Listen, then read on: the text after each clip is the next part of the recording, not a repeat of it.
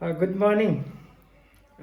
आज जो हम लोग इस क्लास में पढ़ने जा रहे हैं, मैं सबसे पहले ये बता दूं कि केमिस्ट्री की तीन ब्रांचेज है, जिसको हम लोग बोलते हैं physical chemistry, inorganic chemistry and organic chemistry. तो आज जो मैं आप लोगों को ऑर्गेनिक केमिस्ट्री का इंट्रोडक्शन देने जा रहा हूँ, और उसमें हम लोग जानेंगे कि ऑर्गेनिक कंपाउंड क्या है और उसमें क्या उस कंपाउंड का नेचर है, कहाँ कहाँ से ऑर्गेनिक कंपाउंड्स मिलते हैं, और क्या कुछ जो हमारी धारणाएं हैं जिसको हम लोग मीथ बोलते हैं, जो चलते आ रहा था, जिसको बाद में उसको ख़त्म किया गया, उसको डिस्कार्ड किया गया।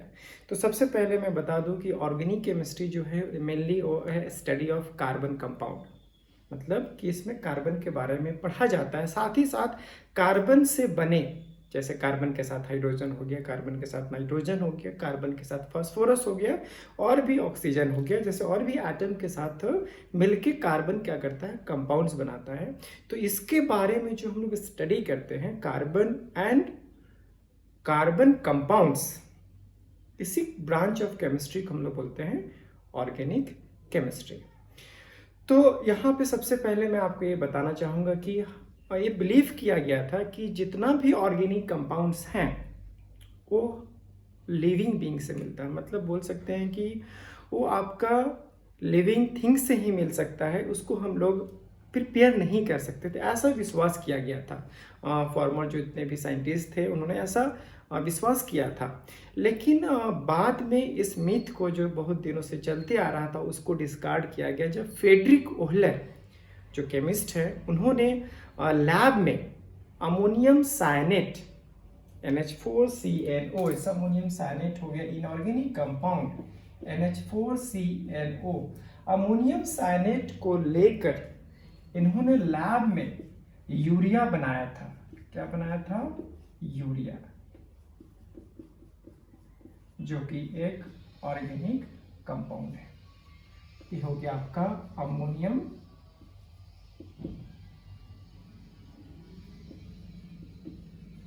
साइनेट। तो जो इस थ्योरी को हम लोग जैसे बोला कि विश्वास किया गया था, या माना गया था कि जो ऑर्गेनिक कंपाउंड से सिर्फ नेचर से ही मिल सकता है, लिविंग बीइंग से ही मिल सकता है, इसको हम लोग लैब में बना नहीं सकते हैं। तो इस थ्योरी को हम लोगों ने वाइटल फोर्स थ्योरी कहा था। तो क्वेश्चन आ सकता है, what is vital force theory? तो आप इसमें बोल सकते हैं कि यह विश्वास किया गया था कि जितना भी ऑर्गेनिक कंपाउंड्स है या कार्बन कंपाउंड्स है, जो कि एक लिविंग बीइंग से ही मिल सकता है, लेकिन उसको डिस्कार्ड कर दिया गया जब फ्रेडरिक ओहलर ने यूरिया बनाया, अमोनियम साइनेट, जो कि इनऑर्गेनिक कंपाउंड है, लैब में। इसके बाद इनके इस एक्सपेरिमेंट के बाद बहुत ऐसे केमिस्ट आए जिन्होंने ऑर्गेनिक कंपाउंड्स को लैब में बनाया। जैसे आपने नाम सुना होगा, Colway, Bathelot. So there are so many chemists who prepared organic compound in laboratory. So जो vital force theory था, उसको हम लोग क्या कर दिया गया, फिर उसको डिस्कार्ड कर दिया गया। बोला कि नहीं, ऐसा नहीं है कि हम लोग सिर्फ नेचर से ही ऑर्गेनिक कंपाउंड हमको मिलता है, हम लोग लैब में भी ऑर्गेनिक कंपाउंड्स को बना सकते हैं। तो नेचर से ऑर्गेनिक कंपाउंड कहाँ कहाँ से मिल सकता है? तो आपको प्लांट से मिल सकता है। प्लांट से आपने सुना होगा, जैसे सेलुलोज, ग्लूकोज, बहुत सारे ऐसे एग्जांपल हैं। और भी एग्जांपल जैसे मैंने देखा प्रोटीन्स, मैंने वहाँ सेलुलोज प्रोटीन्स आपको कहाँ स्टार्च हो गए। आपको एनिमल्स से क्या मिलते हैं? आपको एनिमल्स से आप जानते हैं प्रोटीन्स है। फिर आपको अमीनो एसिड है, हमारे बॉडी में होते हैं, एनिमल्स के बॉडी में होते हैं। फिर आपको कोल से आपको, इससे पेट्रोलियम आपने सुना होगा, कोल से आपको ऑर्गेनिक कंपाउंड मिल सकते हैं।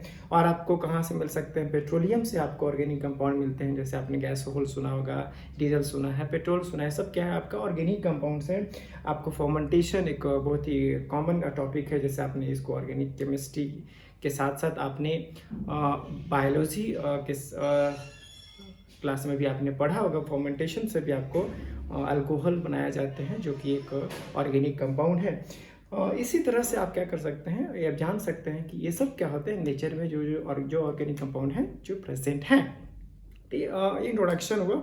तो यहाँ पे हम लोग जो बात करने जा रहे हैं, कार्बन। कार्बन ऐसा क्या उसका नेचर है, कि इतने वास्ट कंपाउंड बने हुए हैं। आपने सुना होगा जितने भी चीज़ है सारे कार्बन कंटेंट्स कर, जैसे मैं हूँ कार्बन है, मेरे में प्लांट्स है कार्बन है, वुडन जो भी वुड है कार्बन है, या हम लोग बोल सकते हैं जितने भी मटेरियल्स हैं most of the matter are made up of carbon, मतलब उसमें कार्बन है। तो आखिर कार्बन का ऐसा क्या नेचर है कि इतना वास्ट कंपाउंड बनाया, इतने सारे कंपाउंड्स कार्बन के बने हैं। तो इसी नेचर ऑफ कार्बन को हम लोग बोलते हैं unique nature of carbon. Generally एक कार्बन ही ऐसा नेचर है जो शो करता है, और अदर बहुत सारे एटम्स हैं जो कि ऐसा नेचर शो नहीं करता है। कार्बन क्या है कि आपका मिलियंस ऑफ कंपाउंड बना सकता है with other atoms, with carbon or with hydrogen or with oxygen, with phosphorus, it can form. So this is the unique nature of carbon. So as I told that in this video, I'm going to give just introduction of organic compound, and we will discuss about the unique nature of carbon. So I'm going to explain here what is unique nature of carbon, why it forms million of compounds. So let's see, हम लोग देखते हैं कि ऐसा क्या unique nature है carbon का। तो मैं एक करके डील करता हूँ कि क्या क्या उसका यूनिक नेचर है। तो पहला जो यूनिक नेचर है कार्बन का वो है आपका टेट्रावैलेंसी। इस टर्म को हम लोग समझते हैं कि टेट्रावैलेंसी क्या होता है। तो जैसा कि हम लोग जानते हैं कार्बन जो है उसका एटॉमिक नंबर कितना होता है, 6 होता है। कन्फिग्रेशन जो होता है 1s2 2s2 2p, आप कहोगे 2 तो 4 और 2 6।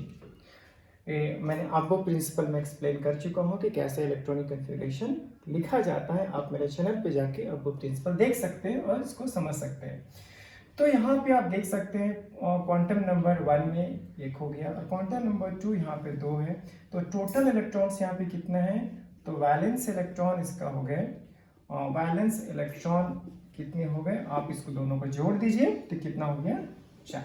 ठीक है, तो हम बोल सकते हैं कार्बन का वैलेंस इलेक्ट्रॉन कितना है, 4 है। इसको मैंने लुईस डॉट स्ट्रक्चर इसको बोलते हैं, लुईस डॉट स्ट्रक्चर, जिसको इलेक्ट्रॉन्स को हम लोग डॉट या क्रॉस में शो करते हैं। अब मैं यहाँ पे ये बताने जा रहा हूँ कि आपने जब केमिकल बॉन्डिंग पढ़ा होगा, अगर नहीं पढ़ा है तो आप मेरे चैनल को फॉलो करें, आप वहाँ पे आपको मिल जाएगा chemical bonding, covalent bond, coordinate bond और इलेक्ट्रोवैलेंट बॉन्ड। तो जैसा कि हम लोग जानते हैं कि कोई भी एटम्स है या कोई भी एटम है वो अचीव करना चाहता है inert gas configuration. Inert gas configuration करने का मतलब हो गया कि 8 इलेक्ट्रॉन्स उसके आउटर मोस्ट सेल में होना चाहिए। अगर ऐसा नहीं है तो क्या करता है, इलेक्ट्रॉन लूज करता है, इलेक्ट्रॉन गेन करता है या इलेक्ट्रॉन शेयर करता है। ऐसा हम लोगों ने वहाँ पे पढ़ा है। लेकिन यहाँ पे यूनिक नेचर कार्बन का क्या ऐसा है, यूनिक नेचर ये है कि carbon neither loose electron nor gain electron, it can only share its 4 electrons to other atom। मतलब कि कार्बन नहीं इलेक्ट्रॉन लूज करेगा और नहीं गेन करेगा। ये क्या कर सकता है, तो ये अपना 4 इलेक्ट्रॉन जो इसका वैलेंस इलेक्ट्रॉन है वह किसी दूसरे एटम के साथ शेयर करके अपना ऑक्टेट पूरा करेगा। ये यूनिक नेचर है। क्यों यूनिक नेचर है, बाकी आपने जितना भी एटम्स देखा होगा सब ने या तो एक एटम से 1 इलेक्ट्रॉन शेयर किया होगा, 2 इलेक्ट्रॉन शेयर किया, मैक्सिमम 3 इलेक्ट्रॉन शेयर किया होगा और कंपाउंड बनाया होगा। लेकिन कार्बन ही एक ऐसा एटम है जो 4 इलेक्ट्रॉन शेयर करेगा और भी डिफरेंट एटम के साथ भी शेयर कर सकता है और सेम तरह के एटम के साथ भी शेयर कर सकता है। और क्या करेगा, अपना ऑक्टेट पूरा करेगा। तो ये हो गया पहला यूनिक नेचर ऑफ कार्बन, जिसको हम लोग बोले टेट्रावैलेंसी। अब हम लोग सेकेंड यूनिक नेचर है उसको हम लोग देखने जा रहे हैं कि क्या दूसरा यूनिक नेचर है कार्बन का। जो दूसरा यूनिक नेचर है उसको हम लोग बोलते हैं कैटेनेशन।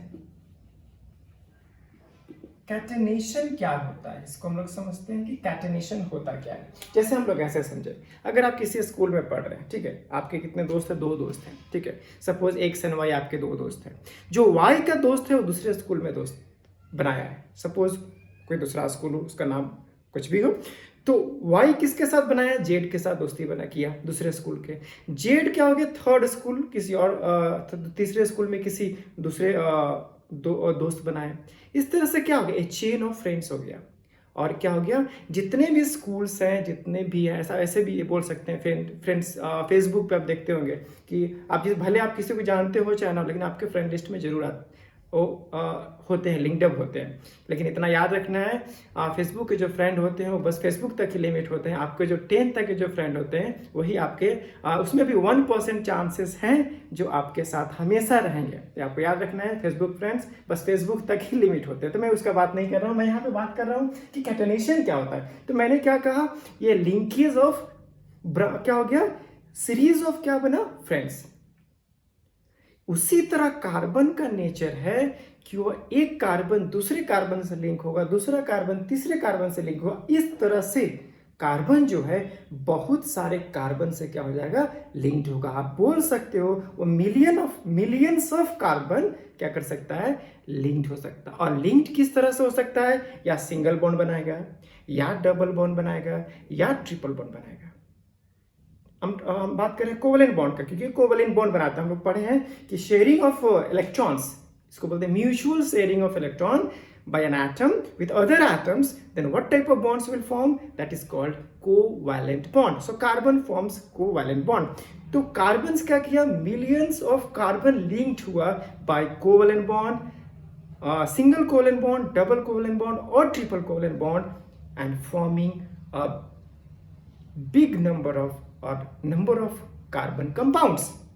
इसमें ये भी बोल सकते हैं कि जो कार्बन है, मैंने जैसे पहला क्या बोला कि कार्बन जो कैटेलिक, हम इसका डेफिनेशन अगर आता था बोल सकते हैं self linking of carbon atoms, self linking of carbon atoms through single covalent bond और डबल कोवेलेंट बॉन्ड और triple covalent bond to form straight chain, branch chain और साइक्लिक चेन। तीनों बना सकता है। This is the unique nature of carbon, it can form straight chain, branch chain और cyclic chain. So I am going to explain one by one what is the catenation and how it forms double, single or triple covalent bond and branch, straight and cyclic chain. So under the heading catenation, the first is it forms single covalent bond, a link through single covalent bond. Example जैसे मैं दे सकता हूँ methane CH4, example है C2H6 ethane, C3H8 और भी बहुत सारे example हैं। तो कार्बन का वैलेंस इलेक्ट्रॉन कितना होता है, 4, मैंने 4 लिखा, all written in dots. And hydrogen कितना है, 4, और हाइड्रोजन का वैलेंस इलेक्ट्रॉन कितना होता है, 1 होता है, जो मैंने क्रॉस मिक्स आपको एक्सप्रेस किया। और हाइड्रोजन को कितना इलेक्ट्रॉन चाहिए, 1 चाहिए डुप्लीट स्ट्रक्चर के लिए। तो कार्बन से शेयर किया, चारों हाइड्रोजन ने कार्बन के साथ एक इलेक्ट्रॉन शेयर किया। तो आप यहाँ से देख सकते हैं कार्बन जो है वह सिंगल कोवेलेंट बनाया, किसके साथ, हाइड्रोजन के साथ, और कार्बन ने ऑक्टेट पूरा किया। तो carbon can forms single covalent bond. इसी तरह अगर मैं देखूं यहाँ पे डबल बॉन्ड का एग्जांपल, क्या कार्बन डबल बॉन्ड बना सकता है? यस, ये बना सकता है क्योंकि इसका यूनिक नेचर है। तो डबल बॉन्ड का एग्जांपल और फैमिलियर है C2H4 इथीन। अगर मैं इसका बॉन्डिंग बनाऊं तो कार्बन का वैलेंस इलेक्ट्रॉन होता है 4, जो मैंने लिख दिया। इस कार्बन का भी होता है 4, जो मैंने लिख दिया। और कितने हाइड्रोजन हैं आपके, हाइड्रोजन है कितने, 4 हैं, तो एक यहाँ लिखा और ऐसे ऐसे मैंने लिखा। और हर हाइड्रोजन का मैंने वैलेंस इलेक्ट्रॉन क्रॉस से एक्सप्लेन किया, इसको ड्रॉ किया। तो देखिए हाइड्रोजन को कितना चाहिए, 1, इसने 1 शेयर किया कार्बन के साथ। अब हर हाइड्रोजन के पास 2 इलेक्ट्रॉन है, लेकिन कार्बन के पास अभी भी 2 इलेक्ट्रॉन घट रहा है दोनों कार्बन के पास, तो दोनों ने शेयर किया 2 पेयर ऑफ इलेक्ट्रॉन्स। कार्बन के बीच में क्या बन गया, डबल कोवेलेंट बॉन्ड। इसी तरह कार्बन क्या कर सकता है, ट्रिपल कोवेलेंट बॉन्ड भी बना सकता है। उसका एग्जांपल देखते हैं ट्रिपल कोवेलेंट बॉन्ड का। तो कार्बन ट्रिपल कोवेलेंट बॉन्ड का एग्जांपल हो गया C2H2, जिसका नाम है इथाइन, या इसको हम लोग एसिटाइलिन भी बोलते हैं। तो कार्बन है, मैंने लिख दिया। 2 हाइड्रोजन है, उसको भी लिखा। कार्बन का वैलेंस इलेक्ट्रॉन 4 है, तो एक शेयर करेगा हाइड्रोजन के साथ, इसलिए मैंने हाइड्रोजन के सामने एक लिखा, और 3 कार्बन के साथ लिखा। मैंने सेम यहाँ किया, कार्बन के साथ हाइड्रोजन इलेक्ट्रॉन शेयर किया। अब आप देख सकते हैं कि दोनों हाइड्रोजन के पास 2-2 इलेक्ट्रॉन है, लेकिन कार्बन के पास अभी कितना है, 3 और 2 5, और इसके पास भी, किस कार्बन के पास भी 5 है, मतलब दोनों को 3 चाहिए, तो दोनों कार्बन 3 इलेक्ट्रॉन शेयर किया, तो यहाँ से क्या बन गया, ट्रिपल कोवैलेंट बॉन्ड। ठीक है, तो यहां से मैंने क्या देखा कि carbon double bond, single bond और ट्रिपल बॉन्ड भी बना सकता है। और इसी में मैंने दूसरा पॉइंट क्या कहा कि कैटेनेशन में कार्बन क्या है, स्ट्रेट चेन बना सकता है, ब्रांच चेन बना सकता है और साइक्लिक चेन भी बना सकता है। जैसे स्ट्रेट चेन का एग्जांपल दे, सिंपल देखिए, CH3 CH2 CH2 CH2 आप लिखते जाइए, जितना आप लिख सकते हैं बनते जाएगा, जब तक आप थक भी नहीं जाएंगे तब तक एक कंपाउंड बनते जाएगा। आप देखिए कि स्ट्रेट चेन है, कोई इसमें ब्रांच नहीं है। ब्रांच कहने का मतलब क्या होगा कि कोई भी अगर लॉन्गेस्ट चेन है, जैसे मैं आपको कुछ दिन बाद जरूर ही आपको एक वीडियो दूंगा जिसमें नॉमेनक्लेचर पढ़ाऊंगा, उसमें मैं आपको बताऊंगा स्ट्रेट चेन का नॉमेनक्लेचर और उसका काउंटिंग कैसे करते हैं, मैं जल्दी उसको बताऊंगा। तो इसमें आप देखिए कि यहाँ पे सारे स्ट्रेट, अगर इसी में अगर सपोज इसका पहला एग्जाम्पल मैंने स्ट्रेट चेन का लिया, अगर दूसरा एग्जाम्पल मैं इसी में ब्रांच चेन एक्सप्लेन करने की कोशिश करता हूं, अगर ये लॉन्गेस्ट चेन है और यहाँ पे कार्बन जुड़ गया, सपोज ये लॉन्गेस्ट चेन हो गया 1 2 3 4 5, यहाँ पे 1 2 3 4 5, आप यहाँ पे देख सकते हैं कहीं भी ब्रांच नहीं है, लेकिन यहाँ पे आप देखिए कि क्या हो गया, ब्रांच हो गया, ये लॉन्गेस्ट चेन में नहीं है। अगर लॉन्गेस्ट चेन में जिस कार्बन को काउंट नहीं करते हैं उसको हम लोग सब्स्टिट्यूएंट बोलते हैं, और इस तरह के स्ट्रक्चर को हम लोग क्या बोलते हैं, branched chain, branched carbon chain, branched chain बोल सकते हैं। और ये आपका क्या हो गया, ये हो गया स्ट्रेट चेन। तो आपने क्या देखा, ये कार्बन स्ट्रेट चेन भी बना रहा है, ब्रांच चेन भी बना रहा है। अब मैंने एक टर्म और बोला कि कार्बन साइक्लिक चेन भी बना सकता है। साइक्लिक मतलब कि आप कहीं से स्टार्ट करें, जहां से स्टार्ट करें आप वहीं वापस आ जाएं, तो इसको हम लोग बोलते हैं साइक्लिक चेन। जैसे उसका मैं एग्जांपल लिखने जा रहा हूं, या आप उसका एग्जांपल देखिए कि कैसे वो साइक्लिक चेन हुआ।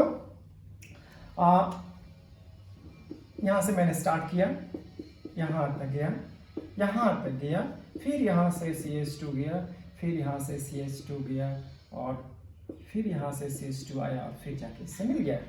तो इसको हम लोग बोलते हैं साइक्लिक चेन। सपोज मैंने स्टार्ट किया, काउंट किया मैंने, यहां से 1 से यहां हो गया 2 3 4, हर कार्बन के पास देखिए कि 4 बॉन्ड होगा, अगर नहीं है तो गलत है, आपको चेक करना है कि हर कार्बन के पास 4 बॉन्ड है या नहीं।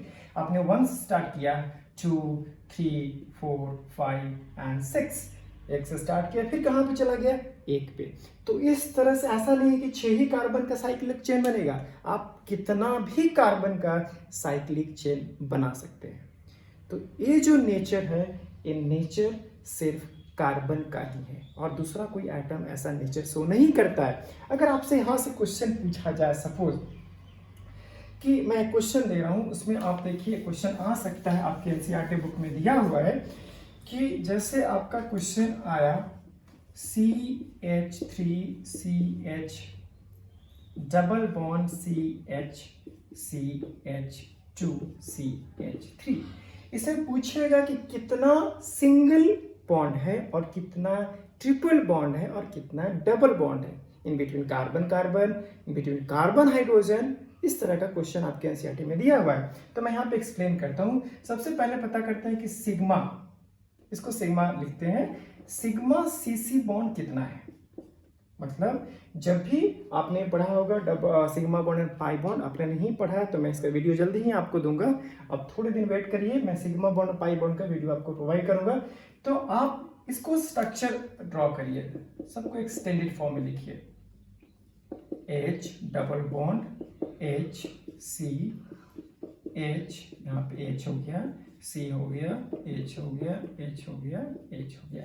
अब पहला पॉइंट क्या है, आपको सिग्मा CC बॉन्ड देखना है। तो सिग्मा CC बॉन्ड देखिए, एक ये हो गया आपका, एक यहाँ हो गया 2, एक यहाँ हो गया 3, तो टोटल सिग्मा कितना हो गया 3।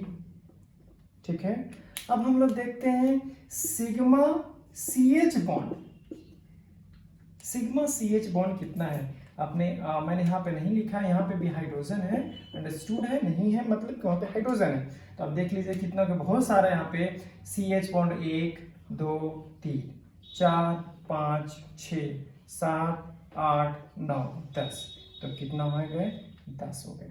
फिर आपसे क्वेश्चन आ सकता है कि अब हो जाएगा आपका पाई CC डबल बॉन्ड कितना जगह है। आप देखिए पाई बॉन्ड CC कितना जगह है, तो आप देख सकते हैं कि सिर्फ एक जगह है, तो यहाँ लिखेंगे ऊपर, और ऐसा कोई छूटा नहीं। तो इस तरह का क्वेश्चन आपके बुक में दिया हुआ है, तो आपको प्रैक्टिस करना है कि कितना सिग्मा बॉन्ड है OBCC, कितना सिग्मा बॉन्ड है CH, एंड कितना पाई बॉन्ड है, या पाई बॉन्ड ट्रिपल बॉन्ड है, ट्रिपल्स कार्बन कार्बन बॉन्ड।